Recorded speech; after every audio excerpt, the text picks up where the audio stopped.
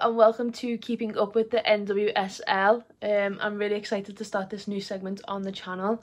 If you've been a fan of our channel for a while and have watched our podcast, then you'll know we had a NWSL scores segment during the season last year, where I'd just basically run through all the scores and if there's any any major moments that happened in the league. I'm a big fan of the American League. I try my best to keep up with it.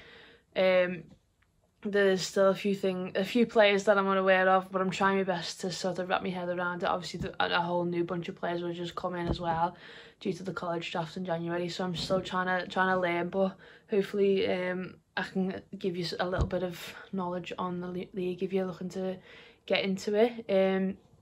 So currently the Challenge Cup is on.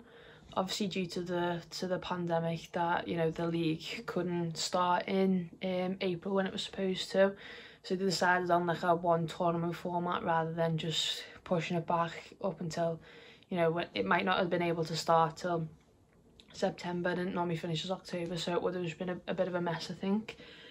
So yeah, they've got the Challenge Cup. The first round of fixtures was played over Saturday, over the weekend and stuff like that. So I'll quickly run through those scores. So North Carolina Courage versus Portland Thorns. The Courage ended up winning that one 2-1.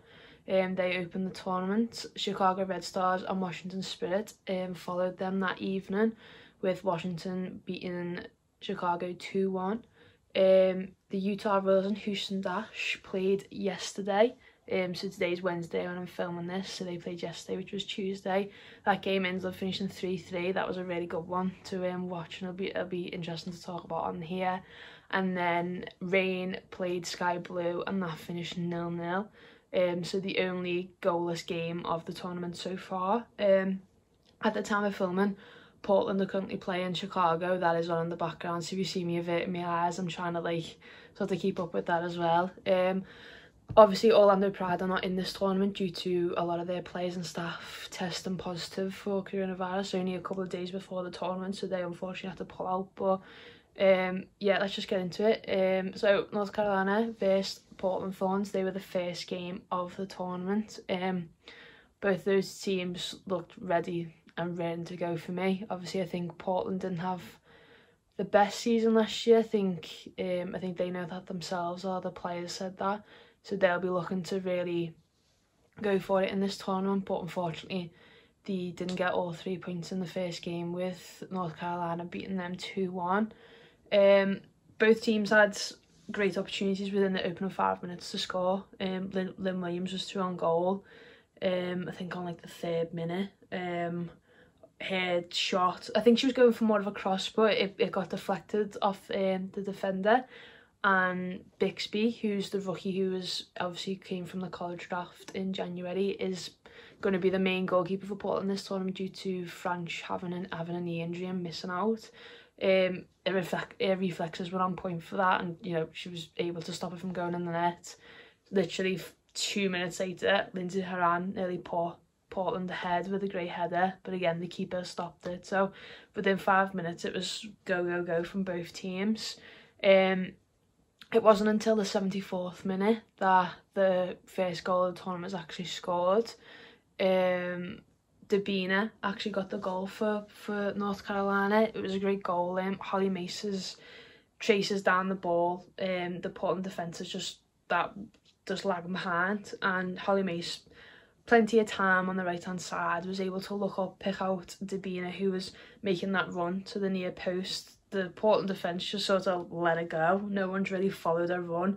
I think Bixby just stops it, just sees it too late, and obviously goes to go for it. But Dabina, was right in there, got there ahead of the keeper, and yeah, put it in the back of the net. So Courage took the lead on the 74th minute.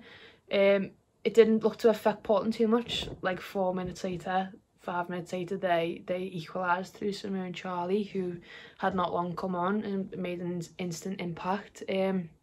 It was a scrappy goal, to be honest with you. Lindsay Horan goes for the header. It loops over the Courage keeper, hits the bar.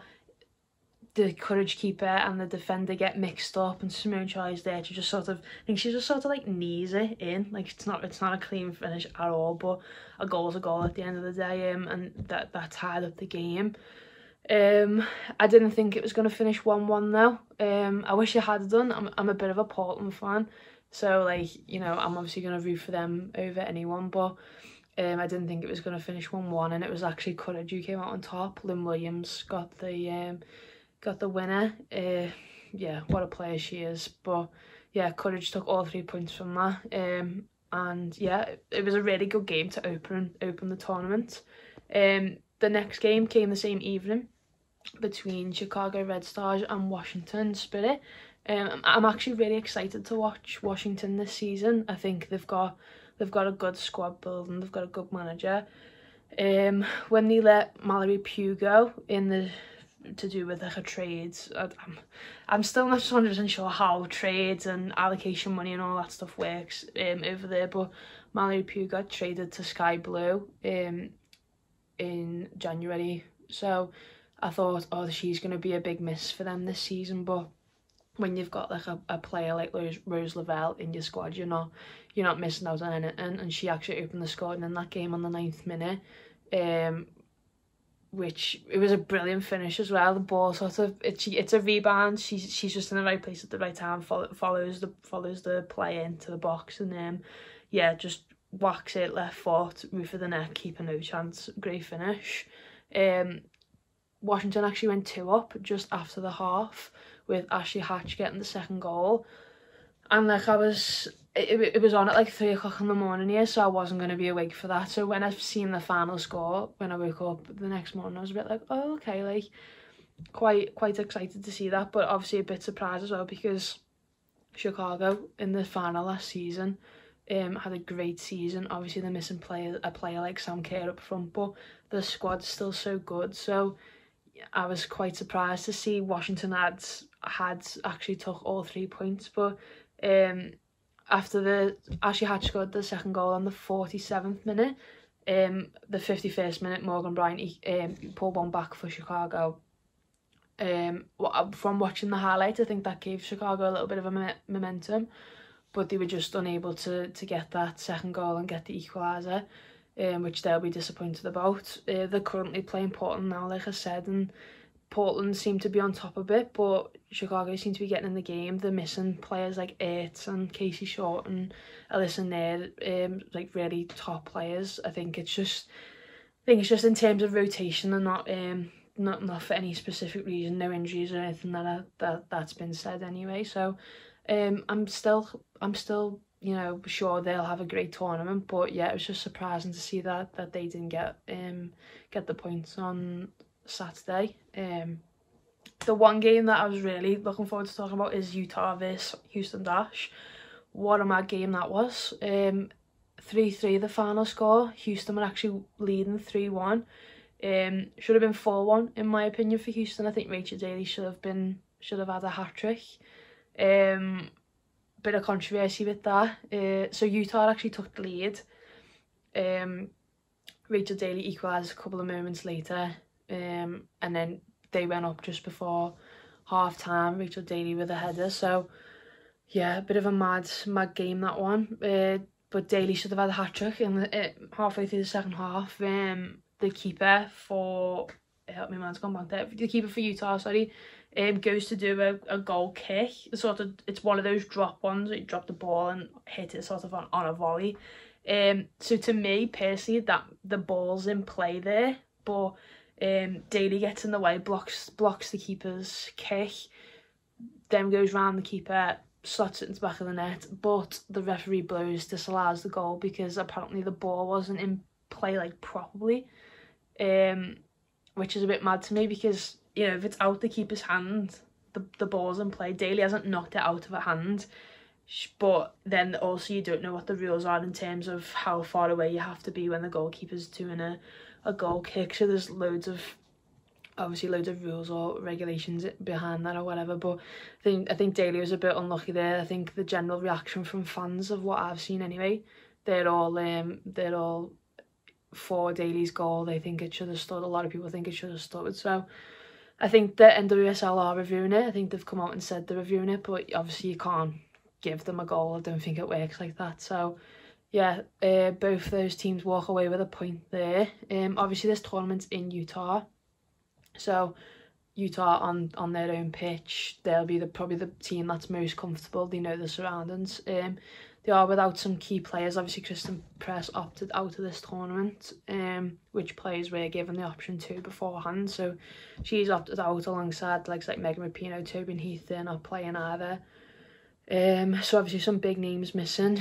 Press is a big miss for Utah. I think they're going to miss her pace massively. She carried them at the back end of the season, and that's no disrespect to the team itself, but you know, they wouldn't have finished where they did without her. So I think they're gonna miss her massively. Obviously Kelly O'Hara wasn't playing either. So yeah, she was another big miss in defence. I think she's only out for the one game though. I think she'll be ready for their next match. So yeah, 3-1 to Houston. You're thinking, done, game's over. I actually missed the last 20 minutes because I had to go out and do other things. So I was shocked to start when I checked the final score. It finished 3-3. I was like, no, what's happened here? Like, was fuming at myself for missing it. They got a free kick on the 85th minute. It was Vero scored that one. Great free kick. It's literally just on the edge of the box as well. It was so close to being a penalty too. Great free kick though. Jane Campbell probably could have done a little bit better. It is a nice height for the keeper, but I think she just sees it a bit too late. And it's like right in the corner as well, so it's actually perfectly placed, to be honest. And then, you know, you're thinking 88th minute, 89th minute, oh, you know, a couple of minutes left. Houston could probably hang on, but no. The rookie, I'm really sorry if I butchered this name, Tazaria King, I think it is. Obviously off the college trade in January. She's going to be a really brilliant player for Utah. She's just full of energy. She's a natural goal scorer. To me, she looks like one. And yeah, she's just pulls off a great header across the keeper. 88th minute, first goal on her debut. She seems to be a fan favourite for Utah and in and amongst the league itself, I think. So she's definitely one to watch in this tournament for me. The final game of the first round came between Olympic Rain and Sky Blue. Sorry, my mind went a bit blank then. There was a chance.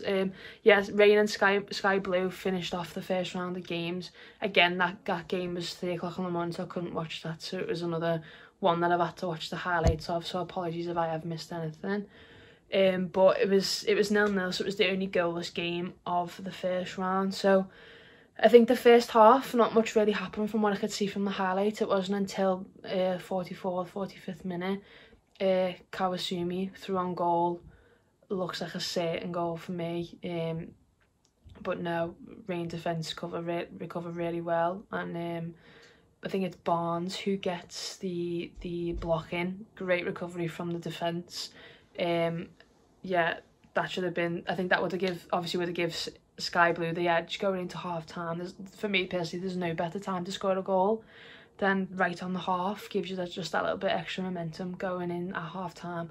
Changes the team talk sort of a little bit, but I think even though she did miss, it would have given them confidence. You know, there was a couple of times from watching the highlights that Sky Blue did get in behind the Rain defence. The second half had a bit more. Both teams had chances during the game. Spencer should have scored for Rain. She was again through on goal in behind the defence, but Sheridan, the keeper for Sky Blue, made a good save. She missed a lot of the season last year due to injury, so she's going to be a real asset for them in this tournament. One thing that I thought was really good, Ali Long actually had a 94.3% pass completion in this game. She only misplaced 2 passes. Which is like excellent.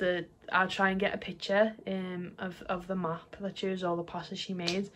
Yeah, amazing. That 94% pass completion is brilliant. But I think obviously Megan Rapinoe is going to be a big miss for Rain.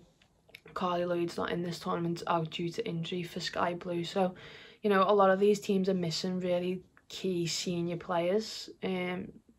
in the opening rounds and for the tournament, so some of them would be a big miss, but it's a good opportunity for a lot of the college drafts and a few players who have changed team. Obviously McCall Zaboni's one to watch for Sky Blue as well. She's just come from Courage due to a trade, so there's loads of players to watch out for. I'm going to do my best to sort of keep an eye on a lot of the college drafts and some of the players coming in to new teams, and hopefully I can give you a little bit of an insight in how they're doing in this tournament. But yeah, hopefully I've covered everything for you. I'm sort of just speaking here, I'm trying to get everything in, but yeah, like I said, Portland are currently playing against Chicago at the minute. It's still 0-0 as of time of filming, so who knows how this one's going to finish. Washington then playing North Carolina this evening. Again, that's another 3 o'clock in the morning game. I am off work tomorrow, so if I feel like it, I might stay up for it, but I highly doubt I'll still be awake at 3 AM. So that'll be another one I can watch tomorrow properly. And then Utah plays Sky Blue on Saturday, along with Houston Dash playing Rain. So that's definitely my weekend sorted with them 2 matches. So all going well. Hopefully there'll be another video out on Sunday probably. Obviously I think the Houston versus Rain game will be early hours in the morning again for me, so probably watch that Sunday morning, get a video filmed and ready to go out for you Sunday afternoon. But yeah, thank you very much for watching. Let me know your thoughts on this video. Let me know your thoughts on the Houston Dash game, the Rachel Daly goal, what your opinions on it all. And yeah, thank you very much for watching. We've just uploaded a new podcast as well a couple of hours ago, so go over, watch that. There'll be a little link up here in the drop down boxes, so you can just click that link and it'll probably be on the end card at the end as well.